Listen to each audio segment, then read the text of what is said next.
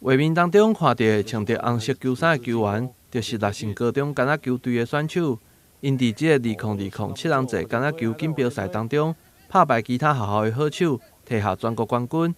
这也是因等待3年，重新摕下冠军。市长王伟特听到这个好消息，也伫6号下午亲自接见选手甲教练，并颁发5万块的奖金。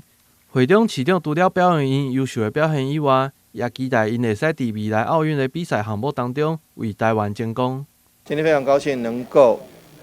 这个亲眼见证我们全国7人制橄榄球队的优胜，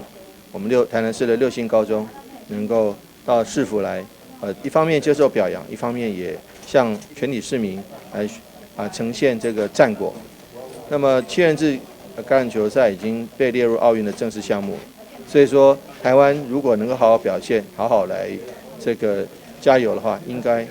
有一些机会。那我们也很感谢在这次的这个7人制橄榄球队中，让这个能够让台南市睽违3年的这个冠军，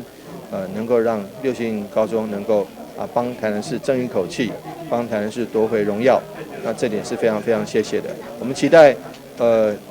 这个市民朋友们也好，或者是热爱橄榄球的人士也好，能多对我们的橄榄球发展能够多投注关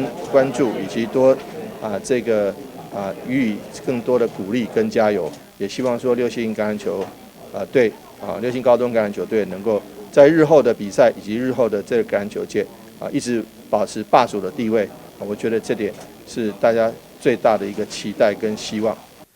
乐成高中的选手除了优秀的球技以外，伊也拢拥有2种以上的丙级证照，呈现台湾在地的一面。会后体委会委员陈丰明也趁机会向市长陈情，希望争取各种橄榄球的专任教练的名额。同时，台南也将伫今年来举办橄榄球相关的赛事，欢迎市民朋友踊跃来为选手加油。台新闻郭博义采访报道。